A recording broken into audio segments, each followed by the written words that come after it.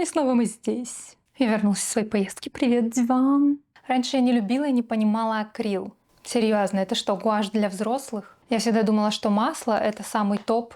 Напишите мне, я одна такая? Или у вас тоже было когда-либо предубеждение к какому-нибудь материалу, а потом вы его попробовали и такие: это неплохо. Так вот, я не любила акрил.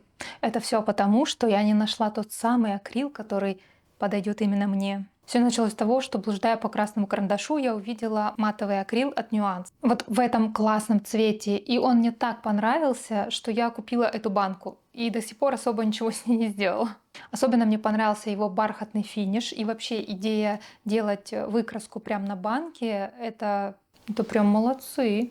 У меня лежали уже тубы акрила, и я решила, а почему бы не сделать их матовыми, добавив туда матовый лак. Идея была гениальная, но я так не ошибалась еще никогда. Я просто купила матовый лак, вот этот, причем он оказался не самым лучшим, потому что он нифига не матовый. Сделала выкраску акрилом и сверху покрыла этим лаком. И она стала еще более глянцевой. Затем я пыталась вмешать лак в саму краску. В общем, это не дало никаких результатов, и я пошла искать, какие матовые акрилы еще существуют, кроме Nuance, потому что у Nuance были все-таки очень пастельные тона. Я, конечно, их очень люблю, но у меня были эскизы, которые я хотела сделать плотным материалом, не маслом, очень ярко. Но делать это все не в CG, а именно делать в материале. Поэтому, поискав немного, я нашла его. В итоге я наткнулась на вот такой матовый акрил. Он достаточно бюджетный. Я взяла на пробу 7 штук. Когда он только пришел, я сделала выкраски, я была в восторге, особенно от черного цвета. Вообще черный цвет мой любимый. Потому что как бы я ни накладывала мазки, после высыхания это был ровный бархатный финиш. По текстуре и по качеству он как вот эта банка Нюанса, которую я купила, только дешевле.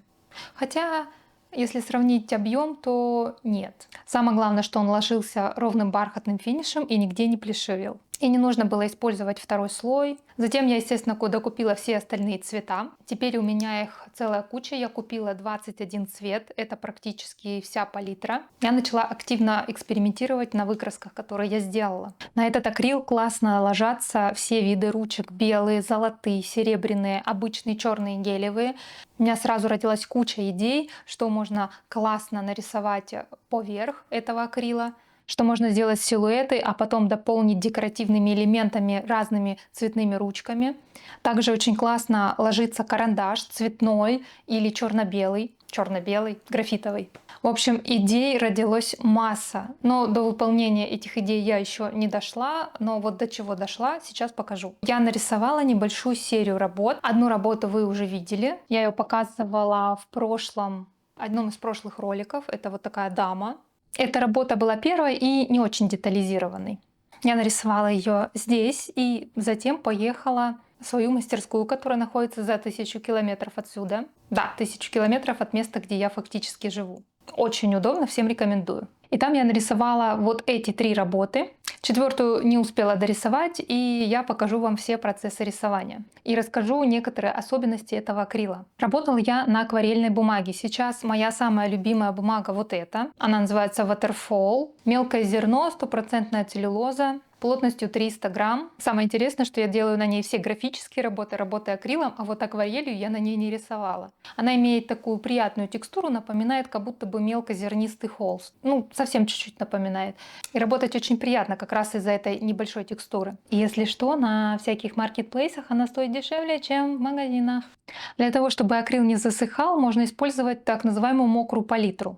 Если вы не знаете, что это такая палитра, которая находится в контейнере, в котором есть прослойка мокрой тряпки или чего-то подобного.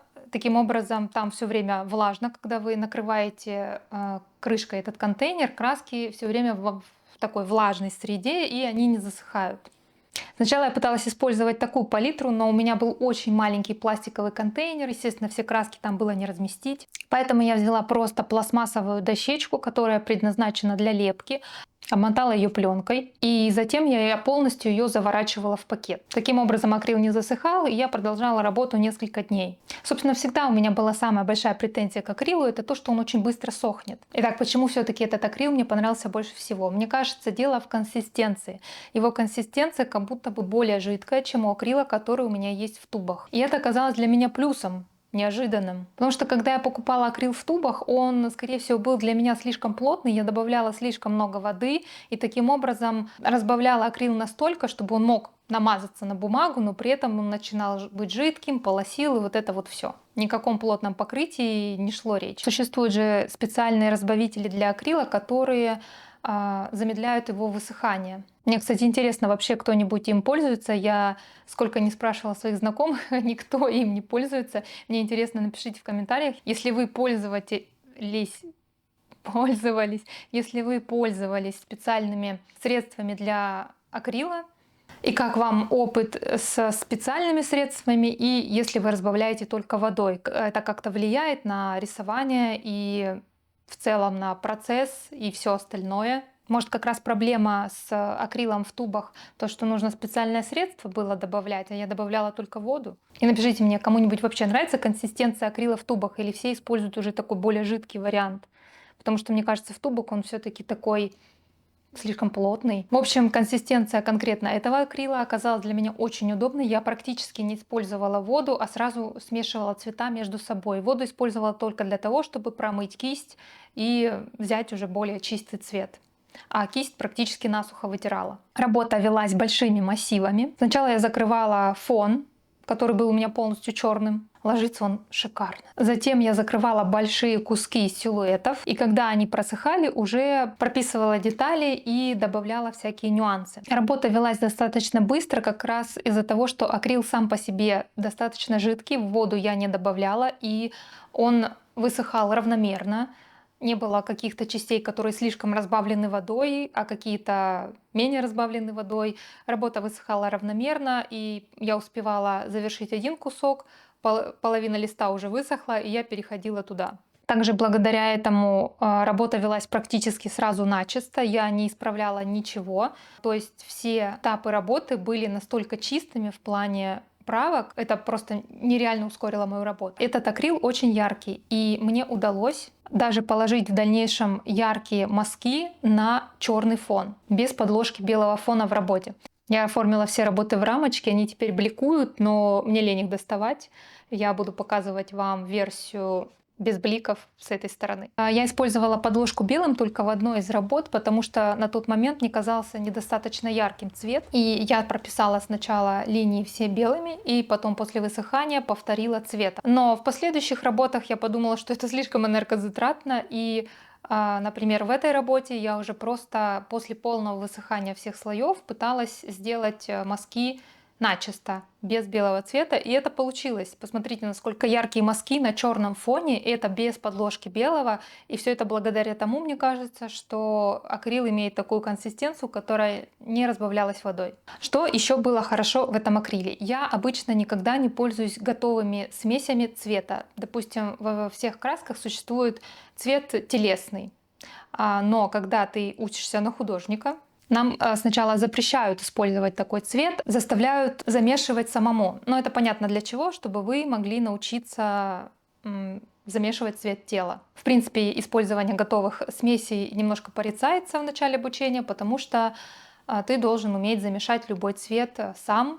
Но то, о чем я все время забываю, да и многие знают, что я уже давно не учусь, и теперь я могу делать все, что хочу, и экспериментировать, в том числе и с композицией, и с цветами. И теперь я могу нарушать все правила, в том числе брать готовые смеси. Потому что кожу-то я умею уже замешивать, мне не нужно этому учиться. Мне кажется, уже нужно сделать отдельное видео про то, как теперь можно нарушать те правила, которым нас сначала учили. Типа жестких правил композиции, ну и так далее. Напишите, было бы ли вам интересно такое видео. Так вот, в этом акриле я купила два цвета, которые подходят для того, чтобы стать основой для цвета кожи. Они уже достаточно близки к этому. В них стоит добавить какие-то оттенки, и это будет реально уже цвет кожи. Он настолько хорош, что его даже в некоторых моментах можно использовать чистым. И мне это здорово помогло, потому что все мы знаем, что когда вы пишете картину, и у вас заканчивается замес цвета, и вам нужно его повторить, очень сложно иногда его повторить. Иногда вы так классно замешали несколько цветов, что повторить получается с трудом, и тогда у вас получается немножко пятнистость на картине, что где-то у вас цвет один, где-то чуть-чуть другой, и вы не можете никак в него попасть, начинаете все переписывать, и это, естественно, удлиняет ваш процесс работы. А тут у меня был готовый тон, и я его взяла в некоторых местах совершенно чистым, только добавляла какие-то нюансы в тенях, чтобы показать объем, и этот способ понравился мне больше всего, что на подложке у меня был чистый цвет, и только где-то по теням я вымешала какие-то цвета. Собственно, я в таком восторге от всех этих вещей, потому что у меня было очень-очень мало времени на эти работы. И четвертую работу я так и не закончила, но решила все-таки забрать ее с собой. Вдруг я закончу ее здесь, что маловероятно. У меня еще очень-очень много идей для того, как можно использовать этот акрил. Я все-таки хочу попробовать идею с ручками и цветными карандашами. Также я хотела бы написать большую работу формата А2. Также я сделала себе несколько листов, заполненных одним цветом, и постараюсь нарисовать на них что-то ручками, возможно, с дополнением акрила, и посмотреть, как все это будет выглядеть. Сейчас я подумала, что, возможно, стоит взять формат еще меньше, чем А3, наверное, А4, и тогда, возможно, у меня дойдут до этого руки. Что получилось, я опубликую, наверное, у себя в Телеграме. Кстати, в моем Телеграме вы найдете интересные посты про композицию, которые у меня не публикуются больше нигде, потому что формат YouTube не совсем для этого подходит. А там я разбираю схемы композиций, пощу процесс заполнения своего второго трэш-скетчбука, который, я надеюсь, завершу к концу этого года. Спасибо, если досмотрели до конца. Вы знаете, что делать.